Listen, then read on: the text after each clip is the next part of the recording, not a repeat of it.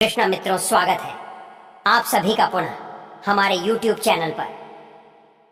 मित्रों, आज की इस कहानी को शुरू करते हैं। चाहे मर जाना, मगर यह 3 बातें स्त्रियों को भूलकर भी मत बताना। दर्शकों, प्राचीन समय की बात है।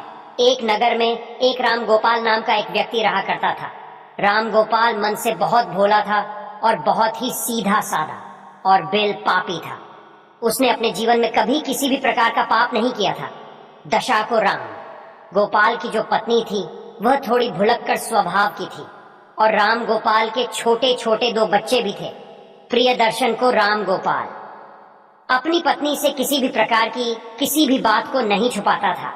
राम गोपाल अपने घर में केवल अकेला ही कमाने वाला था। प्रियदर्शन जिस नगर में राम गोपाल रहा करता था, उस नगर में सबसे गरीब केवल राम गोपाल ही था। उसके अलावा उस पूरे नगर में कोई भी गरीब नहीं था। इसलिए हर कोई राम गोपाल की पत्नी का और राम गोपाल का गरीब होने के कारण मजाक उड़ाया करते थे। प्रियदर्शन को राम गोपाल अपने ही गांव में जो बड़े बड़े सेठ थे उनके यहाँ नौकरी किया करता था और उनकी गायों को चराता था, उनकी भैंसों को चलाता था और इसी वजह से राम गोपाल का घर का चलन चल रहा था। उन्हें 2 टाइम की रोटी मिल रही थी। परंतु प्रियदर्शन को एक दिन की बात है, किसी कारणवश राम गोपाल जिस सेठ के यहाँ काम किया करता था, वह सेठ राम गोपाल को बुलाता है और राम गोपाल से कहता है कि राम गोपाल, अब तुम्हें कल से आने की कोई जरूरत नहीं है, क्योंकि अब हमने तुम्हारे अलावा किसी दूसरे को काम पर रख लिया है, जिसकी वजह से अब हम तुम्हें नहीं रख पाएंगे और तुम्हारी जो पिछले महीने की पगार है उसे ही तुम ले जा सकते हो और यहाँ से जा सकते हो। प्रियदर्शन को उसके बाद में राम गोपाल सेठ के यहाँ काम किया करता था। उस दिन उस सेठ से अपने पिछले महीने के पैसे लेकर अपने घर आ जाता है। राम गोपाल बहुत दुखी होता है और फिर घर आकर राम गोपाल जैसे ही अपनी पत्नी को पैसे देता है तो राम गोपाल की पत्नी बहुत खुश होती है। परंतु उसके बाद में राम गोपाल जब अपनी उस भुलक्कड़ पत्नी को बताता है, अब मेरी नौकरी छूट चुकी है, अब कल के बाद मैं कहीं नहीं जाऊंगा, तो दर्शक और उसके बाद में उस दिन के बाद राम गोपाल अपने घर में ही रहता है, क्योंकि राम गोपाल के पास अब कोई काम नहीं बचा था। उसके बाद में देखते ही देखते कई दिन बीत गए, परंतु राम गोपाल को कोई काम नहीं मिल रहा था और घर में रखे भी जो पैसे थे जो उसे उसके सेठ ने दिए थे, वह पैसा भी धीरे धीरे खर्च हो रहे थे। उसके बाद में राम गोपाल इस बात को सोचने लगता है कि अब हमारे घर का चाल चलन कैसे चलेगा।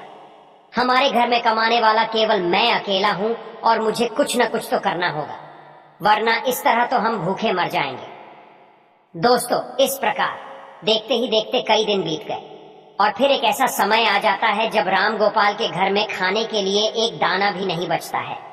फिर राम गोपाल बहुत ज्यादा उदास हो जाता है और मन ही मन अपने आप को कोसने लगता है। और फिर एक दिन की रात तो राम गोपाल को अपनी पत्नी और अपने बच्चों के साथ भूखा ही सोना पड़ा।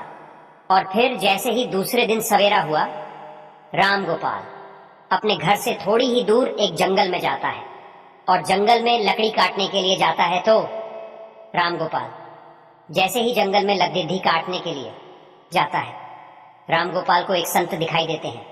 जैसे ही राम गोपाल को संत दिखाई देते हैं, वह राम गोपाल संत के नजदीक जाता है और फिर संत राम गोपाल को देखकर अपनी आंखें खोल लेते हैं। दर्शन और राम गोपाल उस विद्वान संत को प्रणाम करते हैं और प्रणाम करने के बाद में उनके पैरों में गिर जाता है और कहता है कि हे पितामह, हे गुरुदेव, मेरे घर में खाने पीने के लिए दाना नहीं है, मेरे बीवी और बच्चे भूखे मर रहे हैं, कृपा करें और आप मुझे कोई ऐसा सुझाव दें जिसकी वजह से मेरा घर ठीक तरीके से चल सके।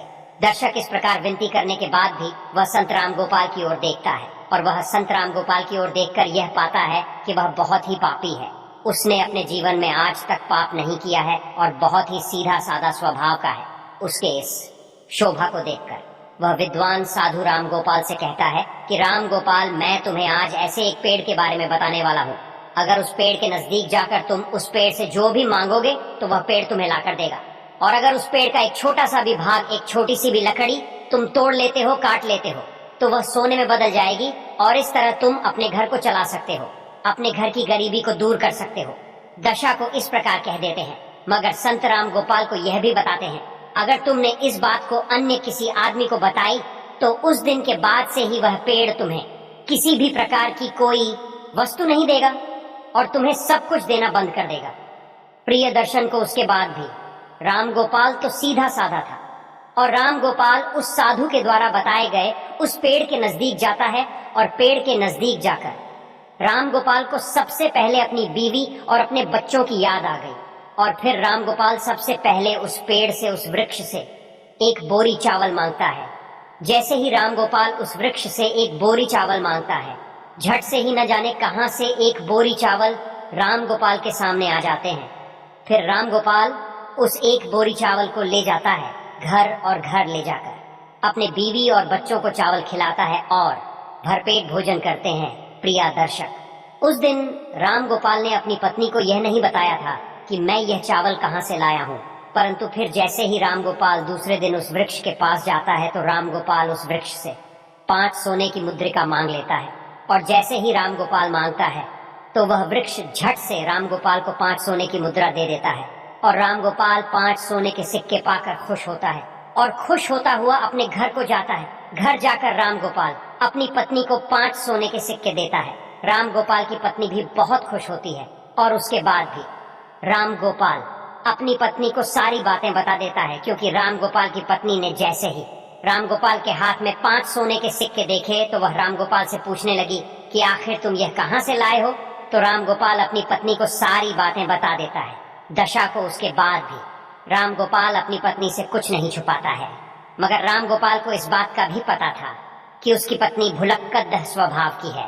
वे सारी बातें अपने पड़ोसियों को बता देती है, जो भी उसे पूछता वह उसे बता देती है। लेकिन उस बात को भूलकर राम गोपाल अपनी पत्नी को सारी बातें बता देता है। दशा को उसके बाद भी देखते ही देखते कई दिन बीतते रहे। राम गोपाल इसी तरह हर रोज 5 सोने के सिक्के उस वृक्ष से मांग कर लाने लगा। और फिर एक दिन की बात है जब राम गोपाल अंत में उस वृक्ष से हजारों सोने के सिक्के मांग लेता है, और जैसे ही राम गोपाल मांगता है तो झट से एक बोरी भरकर राम गोपाल के सामने सोने के सिक्के आ जाते हैं। तो राम गोपाल उस एक बोरी सोने के सिक्कों को अपने बैल की पीठ पर रखकर अपने घर ले जाता है। दशा को वह सोने के सिक्के पाकर और उस विद्वान संत का आशीर्वाद पाकर राम गोपाल देखते ही देखते बहुत धनवान हो गया। राम गोपाल के पास बहुत सारा धन हो गया, और राम गोपाल जिस सेठ के यहाँ नौकरी किया करता था उस सेठ से भी ज्यादा तरक्की राम गोपाल ने कर ली, और राम गोपाल उस सेठ से भी ज्यादा धनवान हो गया। दशा को यह देखकर राम गोपाल के सारे गांव वाले दंग रह गए, और वह सब सोचने लगी कि आखिर यह भुलक्कड़ स्वभाव का राम गोपाल इतना धनवान क्यों हो रहा है। दर्शक, राम गोपाल से अगर कोई भी इस बात को पूछता कि तुम आखिर इतनी जल्दी धनवान क्यों हो रहे हो, राम गोपाल किसी को सच नहीं बताता था, क्योंकि राम गोपाल को उस विद्वान साधु ने किसी को बताने के लिए मना किया था। परंतु वे लोग राम गोपाल को छोड़कर राम गोपाल की पत्नी से इस बात को पूछने लगे। तो दर्शकों, आपको तो पता ही है कि राम गोपाल की जो पत्नी थी वह भुलक्कड़ स्वभाव की थी। उसके मन में कोई बात नहीं छिपती थी। राम गोपाल की पत्नी सारी बातें उन गांव वालों को बता देती थी कि आखिर मेरा पति कहां से धन लाता है। तो राम गोपाल की पत्नी सारी बातें उनको बता देती है, और देखते ही देखते राम गोपाल जब एक दिन उस वृक्ष के पास फिर से धन लेने के लिए जाता है तो वह वृक्ष राम गोपाल को धन नहीं देता है। राम गोपाल कई बार उससे मांगता है, मगर राम गोपाल के मांगने पर भी वह वृक्ष राम गोपाल को कुछ नहीं देता है। तो दर्शक, उस दिन राम गोपाल फिर से अपने घर आ जाता है और इस चीज के बारे में ज्यादा नहीं सोचता है।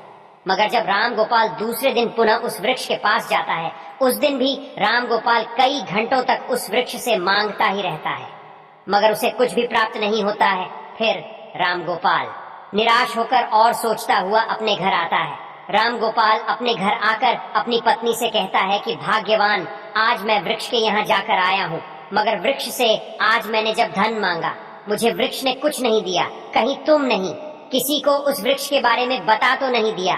दशा को राम गोपाल की पत्नी बुलाकर स्वभाव की थी, वह अपने मन में किसी भी प्रकार की बात नहीं छिपाती थी, और इसमें कोई संदेह नहीं है।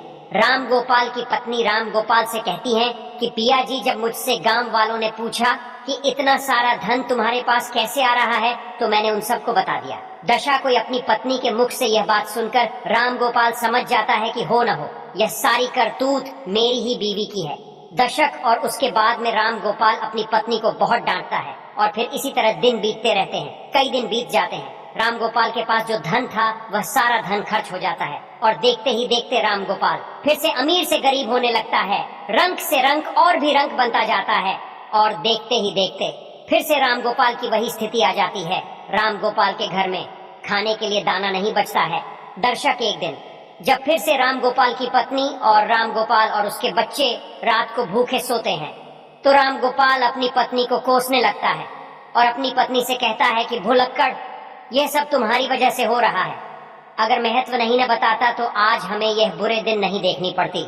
इस प्रकार राम गोपाल अपनी पत्नी से कहता है, मगर दर्शक को कहते हैं कि जब पछताने से का होई, जब चिद्धिया चुग चुग गई खेत। इस प्रकार राम गोपाल अपनी पत्नी से कहता है, मगर वह बहुत लेट हो चुका होता है। दशा को फिर एक दिन राम गोपाल उस संत को ढूंढने के लिए वो फिर से जंगल में जाता है, मगर राम गोपाल को वह संत, वह विद्वान साधु उस पूरे वन में, पूरे जंगल में नहीं मिलता है। राम गोपाल को ढूंढते ढूंढते कई घंटे बीत जाते हैं और फिर कई घंटे के बाद राम गोपाल को वह संत मिल जाते हैं। संत मिलते ही राम गोपाल उन संत के चरणों में गिरकर रोने लगता है, गिड़गिड़ाने लगता है और कहता है कि हे पितामह गुरुदेव, आखिर मुझसे ऐसी कौन सी भूल हो गई है जिसकी वजह से आप मुझसे रूठ गए हो। आप ही मेरे दाता हो और आप ही मेरे विधाता हो। हे विधाता, आप मेरी भूल को माफ करें और जो भी मुझसे भूल हुई है उसे आप माफ करें, क्योंकि मेरी एक भूल के कारण आज मेरे बच्चे भूखे मर रहे हैं।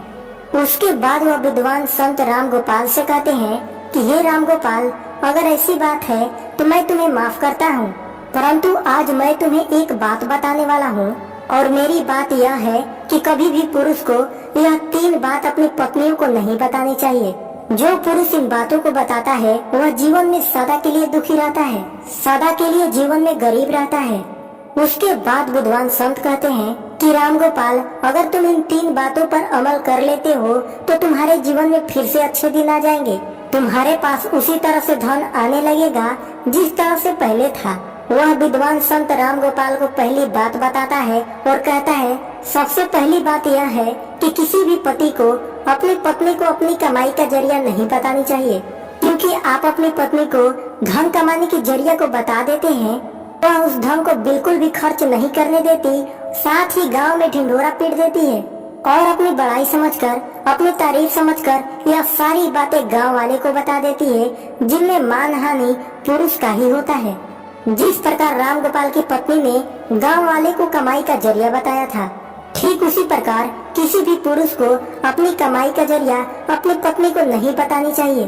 दूसरी बात, किसी भी पत्नी को अपनी कमजोरी नहीं बतानी चाहिए, क्योंकि जो पुरुष अपनी पत्नी को कमजोरी बताता है वह खुद ही फंस जाता है, क्योंकि आप अगर अपनी पत्नी को कमजोरी बताते हो तो वह बार बार आपकी कमजोरी पकड़ लेगी और आपसे काम करवाने लगेगी। वह कमजोरी का फायदा उठाकर आपको दबाती ही रहेगी। अगर आप अपनी पत्नी को कमजोरी बता देते हैं तो आप जीवन भर दुखी ही रहोगे। इसीलिए किसी भी पुरुष को अपनी पत्नी को अपनी कमजोरी नहीं बतानी चाहिए। तीसरी बात, किसी भी पुरुष को अपने आप पर हुए अपमान के बारे में अपनी पत्नी को नहीं बतानी चाहिए। अगर कोई भी पुरुष अपनी पत्नी को अपने अपमान के बारे में बताता है तो वह छोटे छोटे झगड़े पर आपके अपमान के बारे में कहकर आपको सताएगी, आपको कष्ट देगी, क्योंकि स्त्रियां धर्म से बंधी होती हैं। इनके मन में अपनी इच्छाएं होती हैं।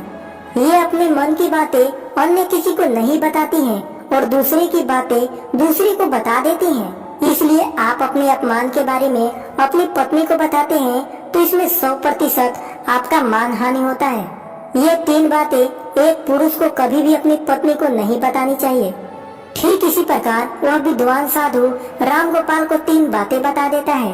राम गोपाल विद्वान संत द्वारा बताए गए 3 बातों पर अमल करता है और उसके बाद अपने घर जाता है और घर जाकर राम गोपाल इन 3 बातों पर अमल करता है। देखते ही देखते उसके अच्छे दिन आने लगते हैं। उसके बाद राम गोपाल अपनी पत्नी को 3 बातें कभी नहीं बताता है। धीरे धीरे राम गोपाल रंग से राजा बन जाता है। इस प्रकार यह 3 बातें अपनी पत्नी से कभी नहीं बतानी चाहिए। यह कहानी आपको कैसी लगी कमेंट करके अवश्य बताएं और चैनल को सब्सक्राइब करना ना भूलें। जय श्री कृष्ण।